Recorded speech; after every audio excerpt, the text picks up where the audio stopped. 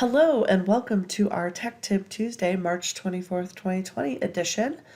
You know, I have been a technology coach, former teacher, but technology coach for the last 7 years. And never in my life before last week have I ever felt more overwhelmed by the sharing of free and premium tools in this rapidly changing landscape in our education. And I feel very overwhelmed. And I think there's the perfect tweet to show how I feel. And I've kind of been living by this the last few days. Me accepting resources from yet another organization. So I just want to throw that out there, thinking maybe some of you guys feel the same.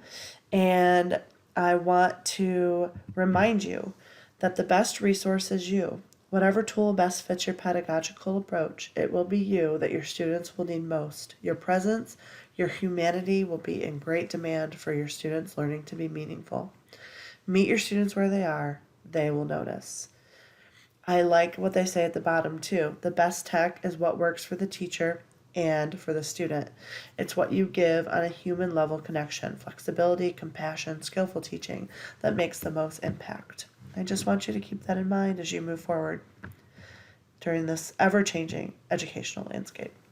So, this is my daughter's class. She's in the right corner at the top. Her name is Catherine, and she has been this is her kindergarten class. So Mrs. Bodner has been communicating with us on Remind all year round, and it's been great. And last week she said, I want everyone to be able to be in a private group. Let's make a Facebook group. And she did, and we joined, and we've been posting pictures about what's working, what's going well. And then she said, she told me this because she knows my background. I'm thinking about doing a Zoom meeting. Do you think I could do it? And I said, yeah, I do. I don't know. I've been on the don't do anything new train.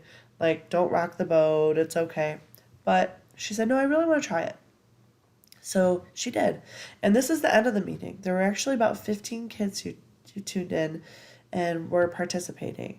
And the kids just like were laughing and giggling the whole time and were just so excited. My kiddo talked about it for an hour afterwards and how excited she was to just talk to her friends. It was so cool to see that connection. Let me tell you something though. The 15 kids, they showed up at 4 p.m. on a Saturday. So tonight she did it again at 6:30 and only 3 kids showed up. Mine was one of them. And I texted her afterwards and I said, how did you feel about that? I know there weren't that many kids. And she said, I loved it. I loved it probably more than Saturday because I got to actually talk to the kids instead of just like listening to them giggle and like play around the whole time. She said she was going to keep doing it. So I thought that was really cool. And I know you guys all care about your kids so much, so it might be something to look at doing this in the future. So we want to make sure that you're continuing to build that connection with your students. There's so many resources out there, but some of our recommendations really just get back to basics, right? So take a picture of yourself. And if you don't feel comfortable taking a picture of yourself, maybe take a picture of your dog or your cat. And then suggest a challenge for your students to do the same and then repost so that others can look at them. My daughter really enjoys looking through all of her friends' pictures that are being posted and what they're doing, like baking a cake or, doing homework or drawing. And then, the next level might be recording a video of yourself, something that you're just doing on your phone. Maybe you're outside, like taking a walk and you want to show them like something that you found. So you record that video and upload it and show that to the kids. You could even upload it in Google Drive and send them the link to it. You can enlist Flipgrid. So Flipgrid is when you post something and then they can respond to it and they don't have to respond to it all at once. What we would suggest if you've never used it before is starting with some non-educational challenges for students. So for example, who are you? What are you doing today? Like, what is your favorite color? How are you feeling right now? Just to get them interested in talking, and then slowly add in the content you want to talk about.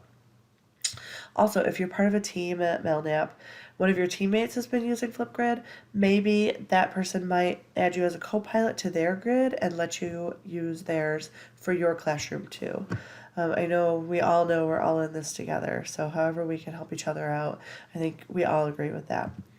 And then finally, looking at Zoom. So, can you host an online meeting a couple times a week to connect with your students?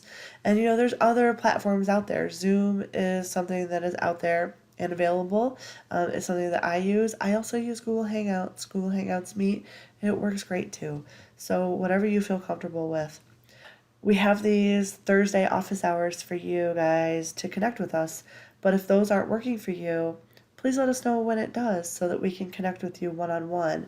And it might be that we need to schedule a time outside of those office hours, and we want to. We are here for you. We want to help you as much as we can. So please let us know what we can do to help you. And finally, I leave you with the most ingenious way to use your leftover toilet paper rolls.